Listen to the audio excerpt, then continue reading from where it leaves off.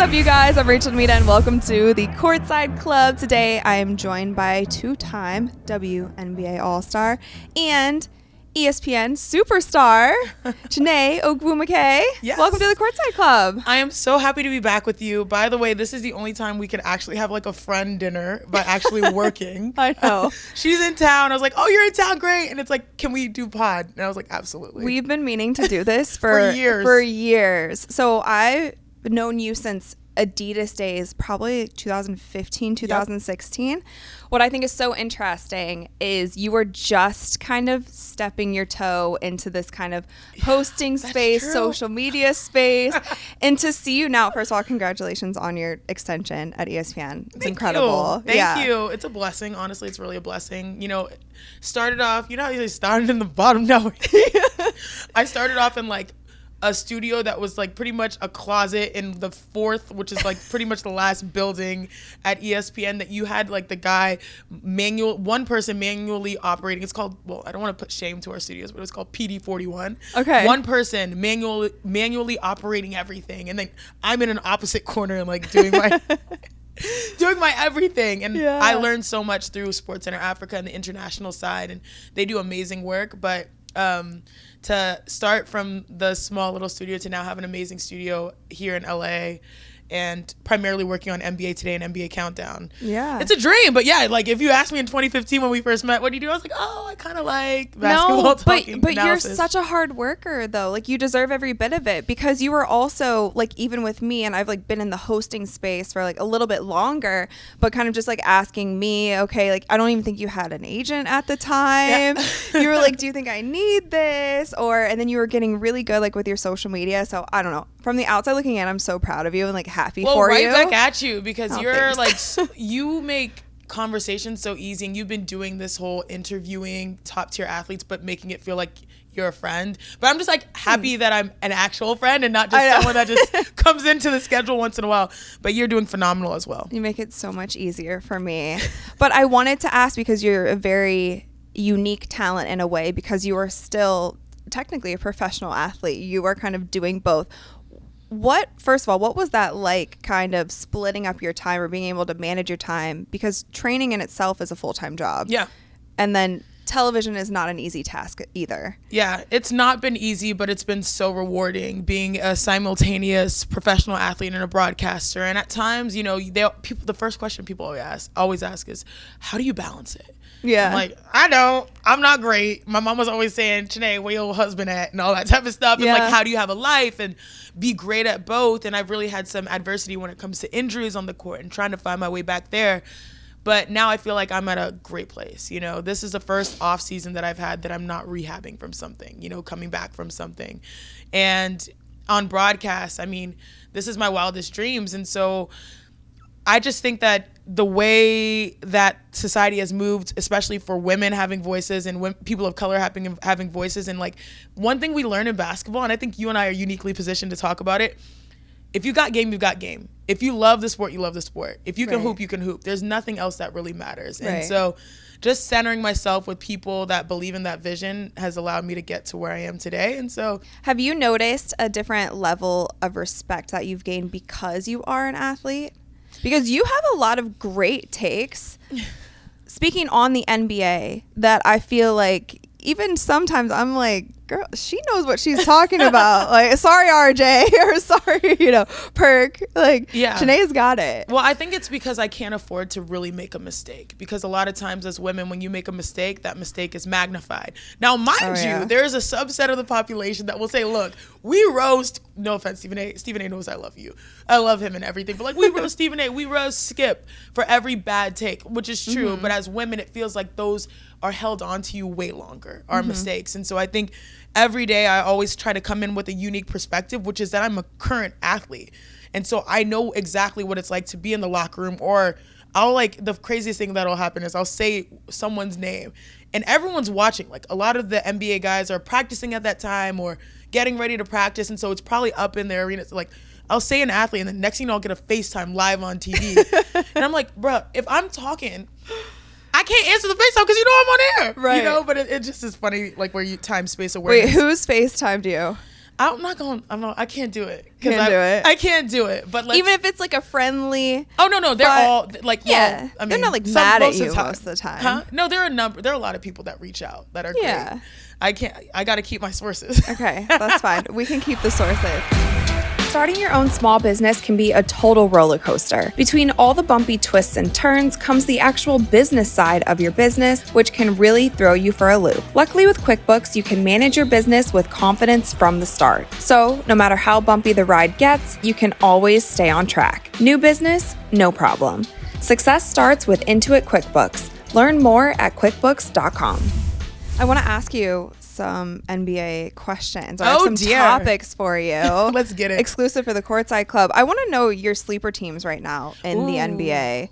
Because we've heard enough about the Lakers, the Nets, the Celtics, these kind of buzzwordy teams. Yeah. What are your sleeper teams? Ooh. Who have you been watching? Okay, I think you'll like both of my sleepers. Okay, let's hear it. Let's start with the West. We're going to go with the New Orleans Pelicans. Okay. People, the streets know that I rock with the Pelicans heavy. Just because I think CJ McCollum, he's just an excellent leader. And you just saw ever since he was implanted into that organization, just something shifted and changed. It seemed like he had that command of like, hey, everything's going to be all right. And we're also going to play really great basketball. And then I can also help you get a bucket as well. Right. Zion being back and healthy. Brandon Ingram is probably one of the most interesting stories because he came into the Lakers limelight and was like, whoa, this guy could be potentially one of the best players. And you're starting to see that progression, but on his terms. I don't know if you saw that crazy video about how like only in his free time, all he does is watch Michael Jordan clips. Oh, really? Yeah. It's like, that's dope. And I think maybe that's primarily during the off season, or who knows, maybe that's all he watches hoops in general. But I was like, they've got a really cool thing happening, the Pelicans. So I'm very high on the Pelicans. Now in the East, I don't know what it is with me in Toronto and these Raptors. Wait, I was waiting for Cleveland because you said I was going to like this. But are they a sleeper now? Oh, well, that is true. But I don't think they're a sleeper now. I would say the same about the Pelicans, though. I feel like I don't know how much of a sleeper that they were at the beginning, but then they kind of came out strong and we're like, oh, wait a second. But okay, so Zion really is healthy. So this is what I'll say. The Raptors I guess I hurt my own argument because I was like, the Raptors have won a championship, and so I don't know. But that was a completely different team. Exactly. So that's why I think they can be a sleeper. For sure. No, let's hear it. I mean, I don't know. I just have a thing. I went and called the G League Showcase in Mississauga out in Canada. And when I went there, I was like, whoa, this basketball culture is different. Like, that's all they're like happy and nice and like just like there's no drama with the teams. It's just like we just want them to be great, And also I'm very close to Masai Ujiri, and he is just a phenomenal individual, both as an executive within the basketball world, but as someone that's Nigerian American, just what he has done for the growth of the game globally. And then you win a championship, and then Kawhi leaves and the team changes, but then now Pascal Siakam is having an amazing season after having a couple years of adversity. Great player, Like there's so many people, and then like Scotty Barnes, like how fun is that? I remember talking to Masai, and he was like, look, the year we were in Tampa, because you remember they had to, after the bubble, they had to play in Tampa for another year. He was like, look, I felt really good about myself because I was like uniquely positioned to be able to scout Scotty Barnes really well. And so I'm going with Scotty because it was like people were saying, oh, why Scotty, when you had like, I think it was Jalen Suggs and a couple other guys.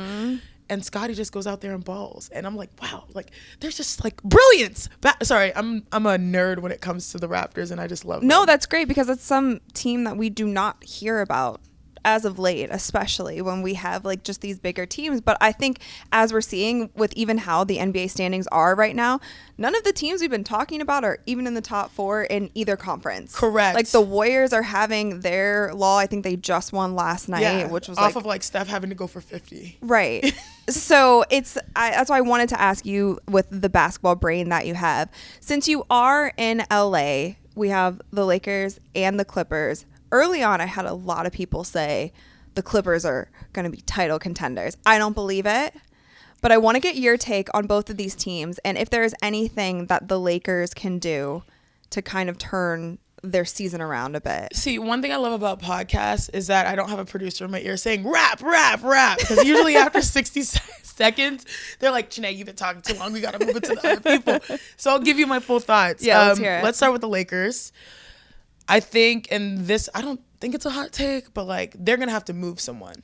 they're going to have to move someone. Mm-hmm. It's unfortunate that the experiment with bringing in Russ has not necessarily panned out the way they wanted, because to bring in Russ, you need him to like knock down outside shots consistently, but then you also need Anthony Davis to like be healthy and available and dominant. Mm-hmm. And then you need LeBron James to keep doing what he's doing, because I was just saying, like, it blows my mind that we're in this era. I feel like I don't want to say we're getting old, but maybe we're getting older.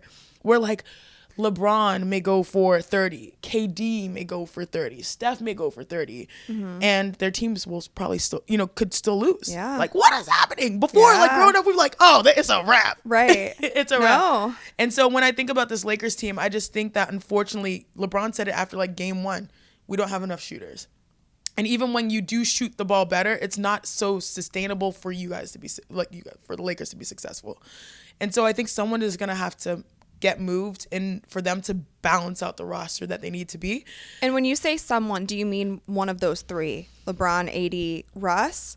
Or do they move pieces? I think it's got to be creative. I don't know specifically who should be the one moved. Let's be real, LeBron ain't going nowhere. I don't think LeBron's going anywhere. Even though Stephen A had his hot take.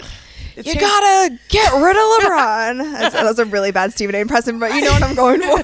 Blasphemy. Exactly. Stephen A, the thing about Stephen A is he might say something, but a lot of times there's a thread of truth within what he's saying. Maybe it's not as accurate as what you need. Like, it's not gonna be LeBron, but someone notably probably needs to or will get moved. Right. And I personally don't think it'll be LeBron. I don't, they're trying Russ, but there is something going on where you have to figure out how to balance out this roster, because it's not like when you have LeBron James turning 38 in December in like a month, you got to make the most of that now. And I think the big key here is just that Rob Pelinka said you get one shot at doing this, which is why I can't say it's specifically one person. It'd have to be the right scenario, because they're going to pass up a lot of really good looking things because they know that they've already mortgaged their future. They have to get this right for LeBron and the Lakers to actually have a title. So that's Lakers. That's LA. Yeah. One half. Yeah, one half. I was one of them peoples, girl. You were one of the Clippers enthusiasts. See, the problem is, like, they sent me a jersey like 2 years ago with my number on it and like Ogwumike on the back. I think I have one too. I can't even lie. They were big in like social media and like promotion. It was on point when they got the new. Remember the street edition? The white ones. It was like Lob City at the time too. They were going crazy. Anyway, I was like, oh, they love me. So like, let me. Well, they love. They got you with a free jersey. Like, teams can get me one that says my name on the back. I can get jerseys, but like if you take the time to put my name and my number, it's a wrap. Game over. Come on, Rocket. Get my love back. But yeah, I definitely was high because like if you look at what they did last year, their role players, like getting Norm Powell on him giving you 20 points per game. Reggie Jackson was shooting the ball well. Mm-hmm. Luke Kennard, a sniper. Getting Robert Covington. Like, there are so many pieces that fit perfectly. And so even with Kawhi out and Paul George playing better towards the, like, because he was available and playing, you had this feeling like, oh, like, there's good potential. Yeah. Insert Kawhi. This is one of the best two-way teams in the NBA. And then this year happens where a lot of the players that you were excited about, that they had lightning in a bottle last year, are not starting the year off as they needed. But the biggest issue is Kawhi. Like after, was it 2 games? I think it was when he started sitting. Yeah, I think it was very early. Yeah, I think it was like after 2 games, and I think I heard yesterday on our show that it was like 8. So far, it's been 8 games straight that he's been out. That's not a good sign. So like on paper, the Clippers should be the top team in the West, neck and neck with the Warriors. But in principle, based on what we've seen with the health scenario, I've sort of been like, oh, I have to like get rid of that situation in my head. I feel like that's been a bit of a trend in the NBA as of late, though. Teams looking fantastic on paper. Brooklyn. Or being like, I mean, come on. Yeah. There's no better example. Yeah. Looking fantastic on paper, and then they get on the court and they either don't have the capability of playing together. Somebody can't stay healthy. The chemistry isn't there. There's extracurriculars that are getting in the way. And in a way, to me, it's exciting for these other teams if us as the media can start giving them some attention Do you know what I mean? Yeah. But I also get sometimes that like drama sells, or these superstars that we've had their names in our mouths for years, which you even spoke on. You know, we have Steph, we have LeBron, we have KD, we have Kawhi, but now PG. we have Ja, Zion, Luka, like different names that deserve to be talked about. Giannis. So I was gonna ask you actually, because we are seeing a lot of pro athletes who are greats starting to retire. Like you talk about Serena, you talk about Federer, you talk about Tom Brady for like a hot second, but you know what I mean? LeBron is like reaching 40. Sue Bird, right? We have like Candace that hasn't retired, but you know what I mean? Yeah. Like these are this great. Era of like our era. Our era. So what is this next era? Like what do you see? Like who is going to be that next name when LeBron and KD aren't in the league anymore? Yeah, I think the cool thing about this next generation of sports kid, the rising generation, you think of the Ja Morants, like I said, the Luka Doncic's, the Zions, but then you have to like also put in there like the Naomi Osaka's. They grew up with access to technology, and they grew up with a platform that was in their firm control. Yeah. And so you're now seeing them authentically the way they want to be seen. They can do it on their own. Yeah. And I think that's the way you asked about like how sometimes drama sells. Like, unfortunately, we always have to talk about the Lakers, or we always have to talk about the Nets. Yeah. Not saying unfortunately, because I love those, like, to talk about hoops, but now they can create conversation on their own terms so that they're not missing out because one platform has a way of doing it. Definitely. And to me, that's the coolest thing. Is there one player in particular in the NBA right now who's like younger coming up that you're just enamored with? Fan of? Yeah. You know, not younger, but I'm like Giannis. Like, Giannis is everything that the NBA needs to be, and is like going. He's already got the credentials as an MVP, a Defensive Player of the Year, a champion. He's a 2-time MVP. He could be a 3-time MVP this year, which would mean he'd join the class of Larry Bird, Magic Johnson, and Moses Malone. He could finish career as like 5-time potentially MVP, maybe. Who knows? And he's just lovable, likable, funny. He's so funny. Like, relatable. But then, you know, for me, coming from a cultural background that is literally identical, Nigerian, and he's Nigerian Greek, but I'm Nigerian American. He's, you know how I mean.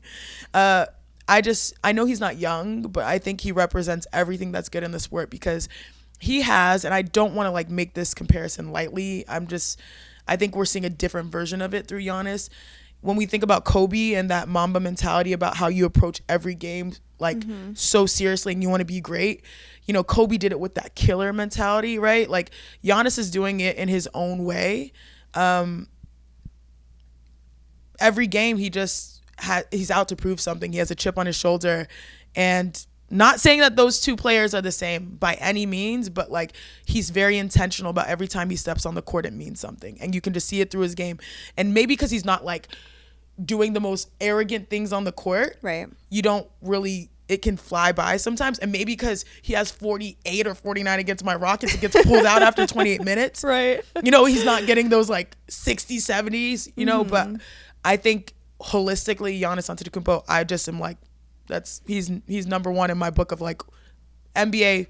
I love the league and I love its players. And globally, I think he's really affecting the game and kind of bringing that global element, right? But like, he's the one, he's a special bridge. He can bridge it from here in the U.S., where he's a Milwaukee Buck, to playing on the Greek national team, to celebrating his culture in Africa. Yeah, like, he's the full embodiment of a global game. To making hilarious Instagram reels and TikTok. Like, the best. Good. The accent just like perfects that. Yeah. I want to get more into the WNBA a little bit after halftime, but I have a halftime game for you if you're down. Okay, let's do it. I want to know Chiney's starting fives. You've probably seen this on the Courtside Club. Okay. So first up, we have our starting 5 NBA players of all time.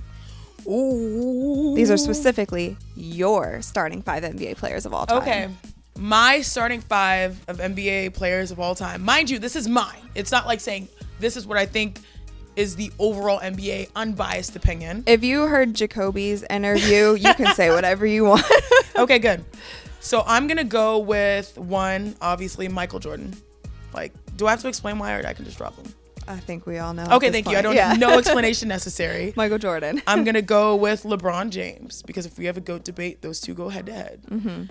And I love what, LeBron represents for like what an athlete can be in a business as he's playing.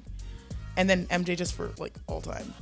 I'm going to go with Kobe Bryant, just because as a female hooper, a women's hooper, the impact that he would have had if he continued doing what he did would have been tremendous throughout. Like, he was our biggest ambassador, and Gigi is someone that's near and dear to all of our hearts.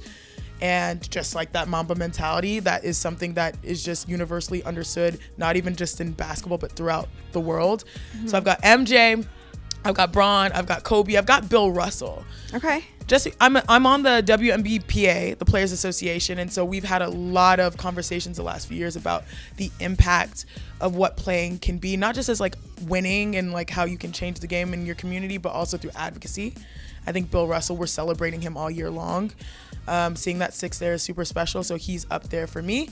And then last but not least, who did I put? Oh yeah. So this is why it's like my list, right? Okay. I'm from Houston. Okay. Grew up in Houston. I was gonna say, like, if I was gonna go super biased, I would have put like Tracy McGrady, because like he was my first. Okay. Yeah. He would have been my first favorite player. But I'm gonna go Hakeem Olajuwon. Okay. And when we talk about a global game, what he represented, especially for me being Nigerian American, and just the dominance of like establishing the Houston Rockets like that. My first autograph was Clyde Drexler. So like, I'm an H-Town girl. Yeah. And so it's Hakeem. So I think it goes MJ, Bron, Kobe, Bill Russell, and Hakeem Olajuwon. I love that. Okay, is that okay? I love that. And it's funny too, because I ask a lot of different guests what their starting fives are in this specific question. And I think it's really interesting to see different eras too, because people will ask me like, who's in my starting five or my greatest of all time. And for me as a ball player and like growing up in basketball, it's hard for me to put people in who I didn't watch or like experience their era. So like LeBron, Michael, and Kobe are all in mine too. Okay. But then I feel like that those second two spots can go to like a Wilt Chamberlain or a Bill Russell or a Kareem. But I do like that you put Bill Russell in there too, because I think if we talk about the greatest debate or whatever, rings always comes up, right? 11, right? 11. And 13. Right. Like what? So, if we're going to talk about stats, even if we didn't get to see the guy ever play in person, like that's just something out 100%. there. So how about your starting five in the NBA currently? Oh, in the current NBA? Ooh, this one's getting spicy. Okay, maybe it's Giannis. In the NBA, like playing right now. Playing right now. Okay, let me see. I had to prep. Okay. I think we're going to definitely go with Giannis. We're going to go with Luka. Okay. Because Luka's like pretty much on a tear, like averaging 30-point games, like crazy, just ridiculous. And Giannis is self-explanatory. I'm gonna go with Steph. I know the Warriors are losing, or have been losing as of late, but he just reminded people like I can still do this if I so choose, right?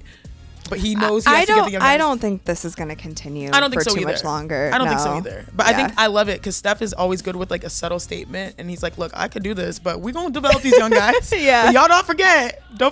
We'll be back. Who I am. Just wait until after All-Star break. Exactly. Who else do I have? Now it got tricky. Because like Steph, Luka, Giannis. I'm gonna go with Kevin Durant. He just got Eastern Conference Eastern Conference Player of the Week, and in probably the most difficult season start that we've imagined for the Nets, managing a lot. I think he's having a career best year, like averaging around 31, 32. And so, and everyone knows, still coming off of injury too. Exactly, Achilles not gang. Too far removed. I know the Achilles gang. So I think it's impressive what he's done, and like if we all know like all he wants to do is hoop, and so given all that he's had to navigate, I'm gonna put him in as 4. And then 5 was tricky for me because I was like, I love what Jason Tatum has done to start the year, but I'm gonna go with Jokic, the Joker, because my gosh. Oh yeah, and Ja was in there too, like in the mix as well. But like the more I look at how much he affects offensively, it just blows my mind. Now I'm not saying he's gonna like win again MVP. I think 2-time is pretty good. But yeah, he's definitely top 5 with how he produces. So no LeBron in this one. In this current NBA. Okay, he's a victim of his circumstance. Yeah. If they were winning, Bron is easy up in there. But like, I don't know how you can put a team well, I'm trying to think, what are the Nets doing? They were just recently 3-1. Lakers just won. I just think the Lakers, unfortunately, he's a victim of his circumstance right now. Because there are a lot of guys that are putting up really decent numbers, and I'm not saying LeBron is not a top 5 player over the last couple years, but like right now there are players that are moving things forward for their teams. So we have Giannis, we have Luka, we have the Joker, we have KD, and then who's your first one? And then I had Steph. How could we forget Steph? Yeah, now you're like making me question my LeBron. There's not a right answer to this. I know. And it's also the beginning of the season, so we'll see how it goes. That is true. But I think Joker is also somebody who flies under the radar a little bit. Yeah, you know? But in fairness, I do. I mean, he's won MVP twice. He shouldn't be flying under the radar, but he does. Like, correct. We don't talk about him Correct. much. I think I just have like LeBron deference because we just did my whole top 5 of all time, like Chiney's list, and so it's like, how do you have someone that's playing that's not in your top? That's fine. He's gonna. But yeah, I guess Steph is not in that either. But Steph made this, so like, you know, there's a time and place. LeBron's gonna watch this interview. He's gonna have a chip on his shoulder, and he's gonna really step it up a notch. Father time, right? Take on Father time again. All right, last starting 5 WNBA players of all time. Okay, so I'm gonna get funky. Okay. Okay. Okay, I'm gonna go Lisa Leslie. That's my big sis. That's my mentor. She has really been an example of like, for women like us, people that are, you know, women that play basketball, how you can do more than just play basketball. She's an entrepreneur. She's a broadcaster. Mm-hmm. She honestly, the coolest thing about Lisa is like, she gives the best life advice. Really? Actually, and I say life, I mean relationship advice. Okay. Her husband wrote an amazing book. What am I going to say? Like, oh, women have all the power. Too bad they don't know it. Really? Yeah, it's like, yeah. So Michael Lockwood, yeah. Okay. Women have all the power. Too bad they don't know it. Okay, meaning, so winning at life if your husband writes that book. Yeah, right. Right. Like, oh, by the way, she knows it. She knows she has all the power. Yeah. Sorry, I digress. But Lisa, she's like the perfect example of being fierce. But then for me, like, I like to also show my femininity. Mm-hmm. So Lisa's up there. Okay, second, I'm going to put the Comets, just in general. So I'm going to put Tina. I'm going to put Cheryl. I'm going to put Cynthia. Oh, you're bundling them. Okay. I'm bundling them. We'll let you slide this time. I'm going to bundle the Comets. Okay. And then I'm going to go Tamika Catchings. Okay. Catch. Oh, man. Yo. So, you know. Where did she go to college again? Shoot, why am I forgetting? Tennessee, right? Okay. Tennessee. Yeah. Isn't it? So it's funny. People always say, like, what was your welcome to the WNBA moment? Welcome to the league moment. It was Catch. Really? My second game, we went on the road to play the Indiana Fever. And I'll never forget. I'm guarding Catch. Yeah, all right. I'm not afraid. I can do this, right? How old are you at the time? Shoot, what was I, 20-something? Like early 20s, 22, 21, 22? I was like, I can go against Catch. Like, I can do this. I had no choice. We were young and we're playing all our young players. Right. We're like early in the first quarter. We're coming down. She has the ball. I'm like, okay, like guard. I didn't have to guard many perimeter players like when I was at Stanford. So I'm like, okay, guard her tight. Like, show that you're engaged and that you're not going to back down. She hits me with a cross, like bringing from right to left, like across the right elbow, drawing it back. Your girl fell to earth. You got dropped? I got dropped, sis. Second game? I got dropped. Oh my God. And I remember laying on the ground like like you're doing a snowman. I remember laying on the ground and looking at that shot go up just the whole time. It was the longest time. Oh like, no. Please be a brick. Please be a brick. Please be a brick. Please be a brick. Brick. Yes. Yes. Catch. Sorry. So Catch is awesome. Get like, yourself up real quick. A lot of times you don't talk too much. Maybe when you think about Michael Jordan, like defensively, what people do as to make them a top player. Mm-hmm. Catch defensively, one of the hardest to go against. So so I've got the Comets, I've got Catch, I've got Lisa, and then I'm gonna go with Diana Taurasi, mm-hmm. the all-time leading scorer in the WNBA, and coming back for her 19th season. I think. Yeah. Crazy. And then I'm gonna go. Of course, I have to put my sister in there, Nneka Ogwumike. I love that. In the same way that I talk about like impact off the floor, mm-hmm. Nneka being able to like be the Courtside Club for my big sis. She had to shoulder a lot, especially from like 2019 to 2022 as the president of the Players Association. There were so many weights that we're wearing as WNBA players, having to advocate and be the voice for so many issues, particularly as a league that's predominantly Black. And she navigated that like better than I think anyone I've ever seen like navigate a situation like that. No, a true class act and an absolute superstar on the court. Yeah, and like helped negotiate a CBA that was considered not only a win for women in sport, but just women in the workplace in general, with paid maternity leave and just, you know, family planning benefits and just resources for when you want to finish playing and just pay. I know a lot of people want to talk about the WNBA players and pay, but like there were huge steps forward. Like not many scenarios anywhere do you go and just double your salary, right? So I think a lot of times we play, we're a prisoner to the comparison between our leagues, but on our own, our league is doing really well and trending in the right direction. And so Big Sis is in my starting five. I know. Football season is here, and nothing beats seeing your favorite team live. Not only does Vivid Seats have great NFL ticket prices, they're also the official ticketing partner of ESPN. And with Vivid Seats rewards, when you buy 10 tickets, you get the 11th free. Download the app or visit vividseats.com today. Vivid Seats. Life happens live. Receive a reward credit equal to the average price of the 10 tickets purchased, excluding taxes, fees, and processing costs. See vividseats.com/rewards for terms and conditions. All right, people, we're brought to you by Caesars Sportsbook, the greatest sports betting app of all time. See, it's not just about the daily promos, odd boosts, or the hundreds of ways to wager. It's about the immortal words of Caesar himself: you bet, you get with Caesars Rewards. Every bet you place on the app, no matter the outcome, earns towards exclusive perks at Caesars Rewards destinations everywhere. Hotel stays, concert tickets, bonuses, and more. Download the Caesars Sportsbook app, become a Caesars Rewards member today, and get more with every wager. Must be 21 or older to gamble. Gambling problem? Call or text 1-800-522-4700.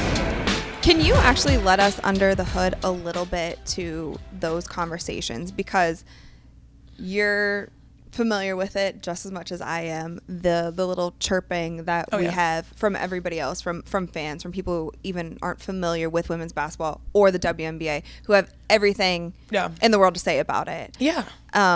What has been done in this past year to where you feel like optimistic with how the league is trending and just how women's basketball is trending? Exposure is the name of the game. And like, just to briefly touch on what you say, a lot of times people speak on the WNBA without fully immersing themselves in it. Because if you immerse yourself in it, a lot of times the energy that we receive on social media or just through people's thoughts about it, that's not the same energy we get in person. And that's not the same energy. When I walked in the street, people were like, oh, wow, you are tall, you play basketball, oh, you're a Sparks player, oh, I see you on ESPN. Like, it's all great positive energy. And why can't we keep that the same where we have platforms, whether big or small? So I would say that like the trend is that our game is growing. Sports, women in sport, like it's the place that has opportunity to grow, which is really exciting. And exposure is a key. I've seen this, and you've seen this in real time, you know, being able to just sit at, you know, LAPC, which is what we call our studio downtown in LA, and sit next to, I remember like I had my pinch me moment, like, sorry, I'm laughing at myself. Tracy McGrady, I literally went and said like, oh my gosh, you're my crush, man. You were my childhood crush. I said that on air, and I'll never forget. Rachel Nichols was like, I was like, Hoops crush, but also kind of crush too, but like mainly Hoops crush. Growing up in Houston. Commercial break. And like everyone knew what I was saying. And then here was Scottie Pippen, and I'm here, cool. And you have like this imposter syndrome of like, why am I here? Well, I'm here because hoops is hoops, and I play the game. I played at a high level, and I try to play it at a high level in the WNBA, and I try my best to bring my highest level when I'm playing. But like, there's this idea that we have this imposter syndrome where why when people speak, you know, try to diminish the W or diminish women in basketball, women in sport, that's not the way we do it. Like, we treat it normally. We usually are like, oh, it's amazing that you're an athlete, that you're capable of doing these things. And the best way we can keep changing that is by pushing exposure, by myself, yourself sitting in these seats with a platform. And I think the W, it's awesome. My boss at ESPN is Dave Roberts, and he's the one that pushed for me to like back 3 years ago go on air with Stephen A. and like go back and forth. And the thing I'd hear a lot was, on the street would be like, Chiney, I love you keep giving Stephen A the business. And it's like once you just get there, right, then people will start seeing, and it'll shift people's perception of it's not that she's a WNBA player speaking on the NBA. It's like she has great points. She cares about the game. And so that exposure I've seen in real time. And now my boss is trying to like institute like pregame shows for the WNBA, or even hopefully a daily show. The same way we talk about NBA today, WNBA today. That's what normalizes things, that equalizes things. Right. There was somebody on TikTok it was a group of people having a debate, and there was a female basketball player in this debate, but they said that women's basketball needs to lower the rim to 9 feet, because the problem with women's basketball is that they're not dunking on each other. And it really upset me in a way. And I actually replied, and from the most basic level of, if you think about changing the height of the rim, can you imagine how much less access women growing up playing ball would have? If you think about I spent a lot of time outside playing basketball, like at the park or at whatever court it was or whatever. So it was such a elitist way of thinking that like, oh yeah, every hoop will have one 10-foot and one 9-foot, one for the guys, one for the girls. At the same time, how much did you play with boys growing up? Yeah. To improve your game? Yeah. All the time, right? Yeah. And when I see arguments like that, I'm like, maybe I get it because you do care about female athletes. But the question is, do you though? Because my sister had a really good answer on a panel to this. And she said the conversation about changing the rim is to placate someone that is looking for a reason probably not to support the women that play. Yeah. You're just saying, oh, this will fix it, and I'm still probably not going to support it because I still prefer something else, right, instead of appreciating what it is inherently. Right. And when she said that, I was like, ooh, NECA, okay, yeah. Like, no, I'm on it. But yeah, I do agree with you. There's a lot of those little things that it's like, hey, let's change the game to like change the uniforms. Yeah. Right. Just change all of these different things. And what I'm seeing, which I think is going to be the biggest asset to female hoopers and females who are playing at Division I or college level or pro level, or maybe never even getting to that point, is the access with social media and the ability to become a star in your own right with the platform that you have. Absolutely. Because if I'm invested into you, I'm gonna want to see everything that you're doing. I see you on TV, then I'm like, I wonder how good she really is. Like, let me turn on a game. Oh, 100%. That's what I get. Right. And so there's these young stars that are coming up. I see them on TikTok. Like, I see girls in the locker room, like at Stanford, at these different Haley and Cameron probably you see on like, so good. I'm like, yes, like do this. Like, we get to see your personality. We get to see who you are as an athlete. And then I'm more inclined to watch your game, because no, there's not as many WNBA games on television as there is NBA games, right? So there's not as many opportunities to flick it on and watch. But when you're familiar with these players and you're fans of these people, these humans, these like amazing girls that they are, you want to turn it on. Yeah, you know? And that's the exact same principle or idea that we brought up with Ja or Zion or Luka. They're in control of their own brand and their image, and that's why even if they're not on NBA channels, they're still getting exposure and building to become the faces of the league. And so for women, it is largely social as well, and I love it. And I'm so excited because this next generation of hoopers going to be like, they're going to know how to say no. Right. You know what I mean? We grew up, we had to say yes to everything. Yeah. You want to do this? Yes, to create this one opportunity that you want. Yeah. And I always tell people, like, growing up, we had the ladder to success, and you have to take every step. Nah, there's more ownership that's available for players. And at the end of the day, us young people having ownership is key, because then we can create our own opportunities. And I love that. How do you feel about NIL? Look, get your bread. I just wish we could retroactively get ours too. Right. I always say, if NIL was available when I played, I would have played all 4 years. Yeah. Oh, that's hilarious. 100%. Because I knew I didn't want to play professionally, and that's why I quit early when I did, because I didn't feel like I was getting set up to succeed after basketball. Yeah. But if I could have been setting myself up at the same time, you know. Oh yeah. But I am so happy for every athlete that gets money. Like, get the money. I'm all about everybody getting their money while they can, because that might be the only option that you have. Right. You know, professional ranks. If I didn't have this, to be able to be blessed with this platform of being a broadcaster, my trajectory based on my injuries could have really drastically changed, and I don't know what I would look like for my longevity, right? Yeah. It's not like things are super set in stone for any of us. So NIL, I'm here for it. I want people to get paid. I just wish us old heads could have got paid too. Right. And I'm like, everyone applies. Applies. I think too, for some of the female athletes growing up, because young boys, right, they see the $25 million a year contracts that some of these NBA players get, right? And for women, that isn't an option. Correct. As of right now, as for just your WNBA salary.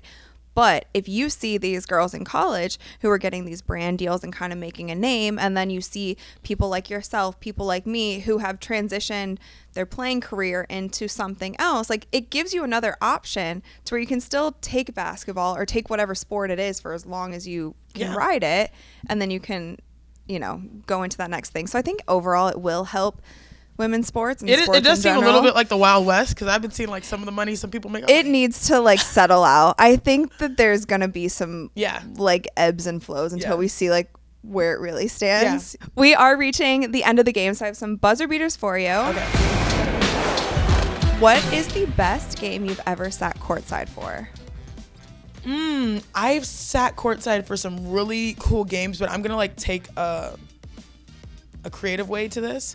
All-Star game, I think it was 2016. It was not a game, it was a slam dunk contest. Oh, dope. I think that was the Aaron Gordon, Zach LaVine, and just was that the one where Victor also was with the Magic and did the mascot hovercraft? I can't remember. They all blurred together. So the mascot one was Aaron Gordon. Oh, when wait, it that was Victor it was the dancing. Yeah. Okay, yeah. So the one where he jumped over the mascot. And there had to be 3 final rounds because they kept tying. That was the craziest thing I've seen courtside. Maybe the best dunk contest in recent history, for sure. Oh, hands down. 1000%. Yeah. So it's not a game, but that moment with all the players, University of the NBA, that was it. I'll take it. So who's one person, dead or alive, that you'd love to sit courtside with? There are a lot of people that I would want to. I think maybe, and this is recent and also by nature of where I work and live right now, probably Kobe. Yeah. Kobe, just because what he was able to do as an athlete, but then he was transitioning into just won an Oscar, and his business is I would just like to pick his brain on how he was able to build what he had built and where he saw things going, because he seemed cared ahead of so it. much. Yeah. He had so many dreams and so many things. And he was ahead of the curve in so many regards of how he was positioning himself. So I think the more I think about it, I look a lot to athletes and I mean, Serena falls into the same category as sis, you're starting your ventures, right. Ventures, how do you go from athlete, top, greatest tennis player ever to now, I'm gonna just do venture capital and help create opportunities. So those type of conversations of people that have walked in the paths that we have walked, and then been able to create some real amazing things. She needs to do a Skillshare course or whatever it is. Yeah, or a master class. Yeah, an online course. I'll be there. Hey Serena, what's good, girl? What is one event in history that you would have loved to have been courtside for? Ooh. It could be a sporting event or other. Dang. Oh, easy answer. Okay. Is this 2016 again? Why is 2016 so actually the funny thing is the best NBA and WNBA games. I would have loved to be at the NBA game 7 Cavs. Oh yeah, Warriors, because that's my favorite game ever. Crazy. But the real answer is 2016 WNBA Finals Game 5, because my sister hit the game winner. Yes. And I was in China. What? On FaceTime. Really? Literally completely ditched my practice and was on FaceTime, trying to get in I got in the championship photo with Mecca, while she's holding it. To be courtside, to see her hit a shot that brought a championship, dang. That's for sure the one moment in my life that I could be dang, I wish I was, I'm always there. Always there. Well, next time she does that, you're going to be on the court with her. I'm going to be making the pass. Yeah. Making the pass. And then you're just going to tackle her after. Oh, yeah. And I always joke, you won't see me. We win a championship. Y'all won't see me. You'll see me. Yeah. But y'all won't see me. Out of there. I love it. Chiney, thank you so much for coming on Courtside Club. Let everybody know where they can find you and what to look out for next. You can find me obviously on social. It's just my name, Chiney. I also have a YouTube channel. So I'm going to start That's kind of badass that it's just your first name as your handle. So I had to shout out to Chris Heine. I think it was Chris Heine that had the name. And I was like, please, can I just How much you have to pay him? It was maybe like a couple grand, maybe. Oh yeah, you really wanted that. I did. I mean, why not? But it was I knew that if I wanted it later, it'd probably be way more expensive. For sure. And so I was like, let me just... Smart move. Yeah. Smart so I was move. like, let me just do this. But I think it was and by a couple, I mean probably 2 or so. I don't remember. I don't recall. But yeah, Chiney. Yeah. On Instagram, on Twitter. I'm occasionally on TikTok. And I'm launching my YouTube channel. So Amazing. because I do these breakdowns called cheat sheet. So I'm a nerd. Yeah. Homework on air. So I always break down the game. Typically it's leading to a huge matchup. And I realized sound bites on TV are only 90 seconds. And so I have, as you can tell, I have so many advanced takes. So I'm doing it on my YouTube as well. I love that. And your YouTube channel is Chiney Ogwumike. Okay, perfect. Yeah, but I think my guy said my handle is Chiney, but I think you'll find me. We'll find me. And you can find her on ESPN pretty much every single day. It is literally putting Stephen A in his place. Occasionally for fun. I love you, Stephen A. No shade, Stephen A. We're all a fan. Yes. But Chiney, thank you so much for coming on Courtside Club. And I'm proud of you too, boo-boo. You're the best. Yay!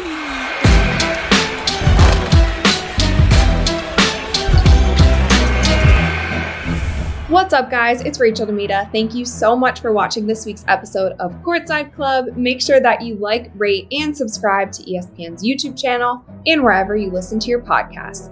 We have new episodes coming to you guys every single week, so stay tuned for that, and I'll see you soon.